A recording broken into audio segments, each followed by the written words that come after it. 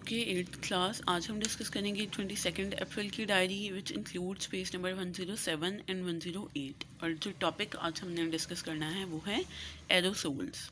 अब एरोसोल्स क्या होते हैं, पहले इसकी डेफिनेशन और इंट्रोडक्शन मैं आपको बता देती हूँ और फिर बाद में इसकी वर्किंग हम डिस्कस करेंगे। एरोसोल्स होते हैं products which use sol system के, ऐसी प्रोडक्ट्स जिनके अंदर सोल सिस्टम यूज़ होता है, जो सोल सिस्टम पे वर्क करती हैं, उनको हम कहते हैं, उन प्रोडक्ट्स को कहते हैं एरोसोल्स। अब सोल सिस्टम क्या होता है? सोल सिस्टम आप इसकी वर्ड से भी देख सकते हो। S stands for solid and O for or L for liquid। ठीक है, मिक्सचर ऑफ सॉलिड और liquid particles in a gas और एयर। ठीक है, जहाँ पे भी गैस में या एयर में लिक्विड और सॉलिड पार्टिकल्स का मिक्सचर प्रेजेंट होगा, ठीक है, ऐसे सिस्टम को हम कहते हैं सोल सिस्टम। ठीक है, और ये यूज़ होता है एरोसोल्स में। अब आगे एग्जांपल्स हम देखते हैं कि एरोसोल्स की एग्जांपल कौन सी होती हैं। किसी भी तरह के जो स्प्रे होता है जो हम यूज़ करते हैं, body spray, air freshener, hair spray, कुछ भी, वो सारा आपका आता है सोल सिस्टम में। ठीक है, air freshener, hair spray, paint sprays होते हैं, मेडिसिनल स्प्रेज होते हैं। ठीक है, एग्रीकल्चर में हम डिफरेंट स्प्रे यूज़ करते हैं, तो जो डिफरेंट टाइप्स के स्प्रेज होते हैं वो सारे आते हैं एरोसोल्स में। ठीक है, अब ये वर्किंग एरोसोल्स की किस तरह से होती है, इसमें दो चीज़ें प्रेजेंट होती हैं। ठीक है, हम एग्जांपल लेंगे एक मेटल, एक एयर फ्रेशनर की। ठीक है, मेटल कैन होता है, वो उसके अंदर क्या प्रेजेंट होता है, किस तरह वो वर्क करता है। ठीक है, mixture of propellant and product. अब दो फ्लूइड्स जिसके अंदर प्रेजेंट होते हैं। ठीक है, दो फ्लूइड्स, एक होता है प्रोपेलेंट और एक होती है प्रोडक्ट। अब प्रोपेलेंट क्या होता है? प्रोपेलेंट का मतलब होता है पुश करने वाला। ठीक है, तो प्रोपेलेंट का सिर्फ इतना ही काम होगा इसके अंदर कि वो जो प्रोडक्ट है उसको पुश करेगा। ठीक है, और जो प्रोडक्ट हमारे पास क्या है, प्रोडक्ट हमारे पास वो चीज़ होती है जो एट दी एंड या रिजल्ट में हमें मिलती है। अब अगर हम एयर फ्रेशनर की एग्जांपल लेंगे तो इसमें प्रोडक्ट हमारे पास जो एयर फ्रेशनर होता है, जो सेंटेड, जिसकी खुशबू होती है, ठीक है, वो हमें मिलता है, वो हमारी प्रोडक्ट होती है। ठीक है, इसके अलावा एक नोजल प्रेजेंट बटन होता है उसके एयर फ्रेशनर के ऊपर। आप लोग एयर फ्रेशनर यूज़ करते हो, डिफरेंट स्प्रेज, अगर एयर फ्रेशनर कोई भी स्प्रे आपके घर में है, आप उसकी जो बॉटल है उसको निकाल के देख सकते हो। ठीक है, उसमें नोजल प्रेजेंट होती है जिसके अंदर से प्रोडक्ट निकलती है। ठीक है, आप जब बटन प्रेस करते हो तो उसके अंदर क्या सारा सिस्टम होता है वो मैं आपको यहाँ डायग्राम से समझाती हूँ।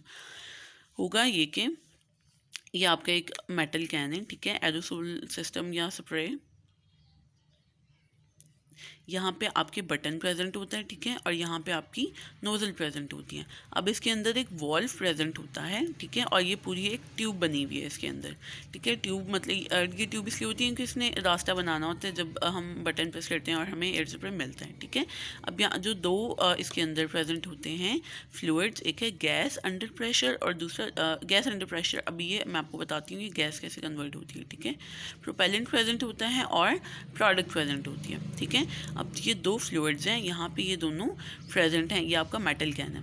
ठीक है, अब होगा ये कि जो आपकी प्रोपेलेंट प्रेजेंट होता है, इसकी ये क्वालिटी है कि इसने रूम टेम्परेचर पे, अब आपका रूम टेम्परेचर वो होता है कि जो आप नॉर्मल हमारे कमरे में टेम्परेचर है, ठीक है, विदाउट एनी हीटर और विदाउट एनी एसी। ठीक है, वो आपका रूम टेम्परेचर होता है। अब इसने रूम टेम्परेचर पे ये जो लिक्विड प्रेजेंट होता है, प्रोपेलेंट भी लिक्विड है आपका, प्रोडक्ट भी लिक्विड है, ये आपने नहीं भूलना। ठीक है, जो आपका लिक्विड प्रेजेंट होता है ये गैस में कन्वर्ट हो जाता है, यानी वेपराइज हो जाता है। आपको पता है गैस में कन्वर्ट होना, वेपराइज होना क्या होता है, यहाँ पे इसके वेपर्स बन जाते हैं। ठीक है, जब ये वेपर्स बन जाएंगे तो इसका मतलब होगा यहाँ पे गैस प्रेजेंट है। ठीक है, गैस अंडर प्रेशर, और प्रेशर में क्यों है, क्योंकि ये एक सील्ड मेटल कैन है। ठीक है, ये नहीं है कि आप इस फ्लेक्सिबल है कि आपको पता है आप बॉडी स्प्रे की बॉटल को उसको पुश नहीं कर सकते हो या उसको दबा के नहीं देख सकते कि वो थोड़ी सी अंदर जाती है या नहीं जाती। ठीक है, वो फ्लेक्सिबल नहीं होती, वो सील्ड होती है। वो इसलिए होती है कि एक प्रेशर इसके अंदर मेंटेन किया होता है। अगर वो ना हो, अगर आप उसको पुश कर लो या उसको उसको दबा के उसका प्रेशर चेंज कर लो तो फिर तो उसकी सारी वर्किंग ख़राब हो जाएगी। ठीक है, अब होता ये है कि जब आप यहाँ से बटन प्रेस करते हो बॉडी स्प्रे निकालने के लिए, तो ये जो वॉल्व यहाँ पे प्रेजेंट होता है ये ओपन हो जाता है, और जब ये वॉल्व ओपन होगा तो ये जो ट्यूब बनी होती है इसके अंदर एक रास्ता बन जाता है। ठीक है, वरना जो नॉर्मल कंडीशन में जब आप बॉडी स्प्रे की बॉटल ऐसी पड़ी होती है तो ये रास्ता बिल्कुल खाली होता है। ये नहीं होगा कि यहाँ पे भी प्रोडक्ट प्रेजेंट है और वो खुद ब खुद ऊपर चली जाएगी, ठीक है। इस तरह से नहीं होता। वॉल्व प्रेजेंट होता है जब आप वॉल्व पुश करते हो, बटन पुश करते हो तो वॉल्व ओपन हो जाता है, ठीक है। और ये जो ट्यूब है इसके अंदर रास्ता बन जाता है। अब जब ट्यूब के अंदर रास्ता बन जाएगा यानी इसके अंदर प्रेशर कम हो जाएगा, ठीक है। तो यहाँ पे जो गैस ज़्यादा प्रेशर में प्रेजेंट है ये पुश करेगी, प्रोपेलेंट है ना, ठीक है। प्रोपेलेंट का मतलब होता है जो उसको पुश करता है, ठीक है। मैंने आपको पहले भी बताया ये जो गैस है ये उसको पुश करेगी प्रोडक्ट लिक्विड को, ठीक है। यहाँ पे जो प्रोडक्ट लिक्विड प्रेजेंट है ये जब इसको पुश करेगी तो ये जो प्रोडक्ट है ये वाली ये सारी आपकी प्रोडक्ट प्रेजेंट है, ठीक है। ब्लू वाले शेड में आप देख सकते हो ये जो सारी प्रोडक्ट है ये इस ट्यूब में से पास करना शुरू कर देगी, ठीक है। इस ट्यूब में आ जाएगी और ये आहिस्ता आहिस्ता यहाँ पे हमारे पास नोज़ल तक पहुँच जाएगी, ठीक है। ये पैसेज इसकी प्रोडक्ट के लिए ही बनेगा, ठीक है। अभी जब ये नोज़ल तक आएगी तो नोज़ल का क्या काम है, तो यहाँ से अब मैंने आपको बताया कि प्रोडक्ट जो है वो आपकी लिक्विड है, ठीक है। यहाँ से लिक्विड आ रही है, लेकिन जब हम बॉडी स्प्रे यूज़ करते हैं तो हमें एक स्प्रे आता है, वो लिक्विड फॉर्म में नहीं होता, वो थोड़ा सा गैशियस फॉर्म में होता है, गैस की फॉर्म में होता है, ठीक है। तो वो ये नोज़ल का ये काम होता है कि जो भी लिक्विड फॉर्म में यहाँ से प्रोडक्ट आ रही है ये इसको ब्रेक कर देती है, यानी उसको तोड़ देती है बिल्कुल छोटे छोटे ड्रॉप्स में, ठीक है। और जब वो बिल्कुल छोटे छोटे ड्रॉप्स में तोड़ देगी तो एज अ रिज़ल्ट जो हमें यहाँ पे प्रोडक्ट मिलती है वो होती है स्प्रे की फॉर्म में गैस ड्रॉप, ठीक है। ड्रॉपलेट्स प्रेजेंट होते हैं, वो ड्रॉपलेट्स यानी बिल्कुल छोटे छोटे ड्रॉप्स गैस की फॉर्म में फाइन स्प्रे हमें मिलता है, ठीक है।